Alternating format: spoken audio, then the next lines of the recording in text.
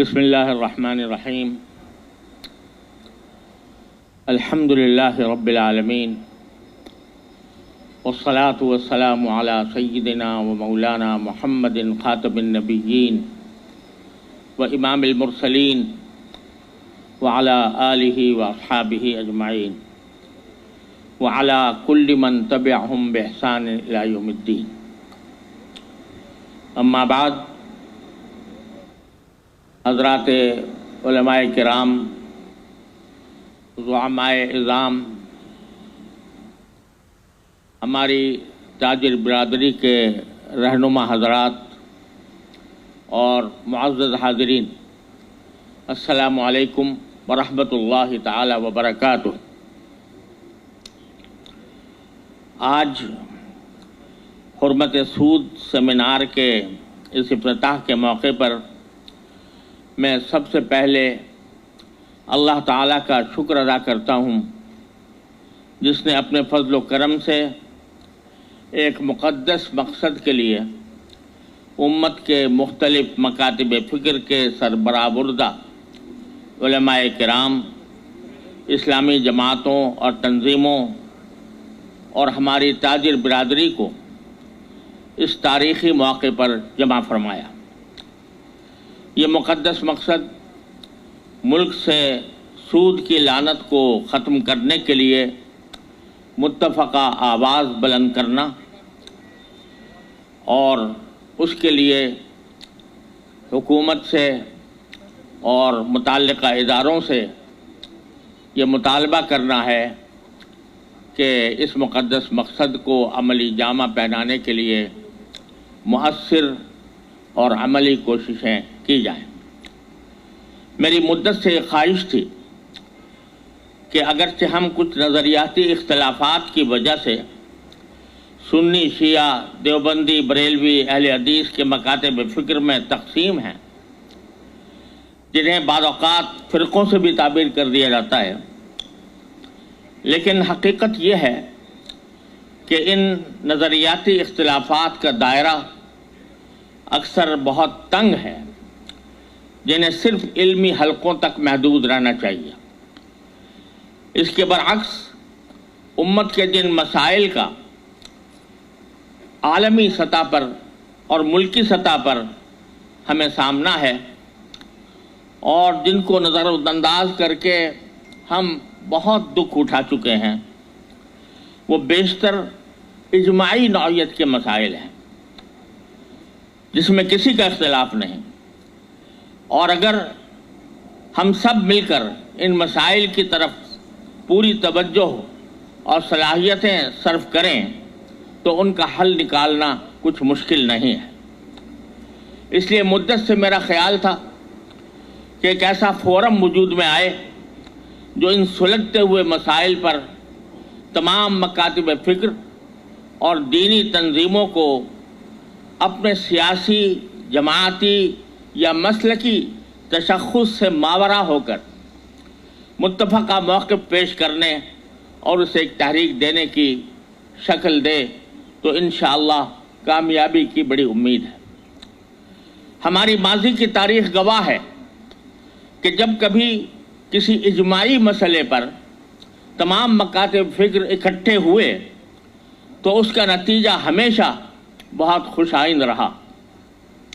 سب سے پہلے قرارداد مقاصد کی منظوری میں تمام مکاتب فکر شامل تھے. پھر حضرت مولانا شاہ ملک صاحب رحمۃ اللہ علیہ کی دعوت پر سن 1952 میں تمام مکاتب فکر کے چوٹی کے علماء نے ملک کے دستور کے لیے 22 نکات مرتب فرمائے، جنہیں قبول عام حاصل ہوا. اس کے بعد سن 1953 میں تمام مکاتب فکر کے چوٹی کے علماء نے ملک کے دستور کے لیے عملی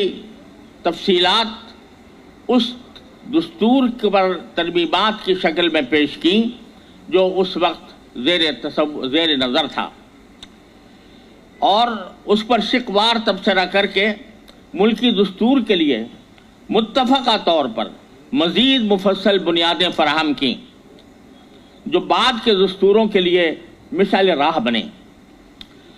پھر 1973 کے دستور کی تیاری میں حضرت مولانا مفتی محمود صاحب رحمۃ اللہ علیہ اور حضرت مولانا شاہ احمد نورانی رحمۃ اللہ علیہ جیسے پائے کے علماء نے تمام مکاتب فکر کے اتفاق سے تاریخی حصہ لیا، اور بفضلہ تعالی وہ دستور بڑی حد تک اسلامی بن کر تمام سیاسی پارٹیوں کے اتفاق سے نافذ ہوا۔ اس کے بعد سن 1974 میں ختم نبوت کی تحریک اٹھی تو حضرت مولانا محمد یوسف بن نوری رحمۃ اللہ علیہ کی دعوت پر تمام مکاتب فکر نے مل کر تحریک چلائی، جو الحمدللہ پوری طرح کامیاب ہوئی۔ اس کے بعد ملک میں امن و امان کا مسئلہ پیش آیا تو اس موقع پر بھی شریعت اسلامی کے نفاذ کے لیے مسلح جد و جہد یہ کسی طرح بھی اس ملک میں جائز نہیں ہے، اور اس کے نتیجے میں الحمدللہ ملک میں امن و امان کی فضا کو فائدہ پہنچا۔ تو اس سے یہ تاریخ یہ بتاتی ہے کہ جب کبھی تمام مکاتب فکر کے علماء اکٹھے ہو کر کوئی متفقہ موقف اختیار کرتے اور اس کے لیے مخلصانہ جد و جہد کرتے ہیں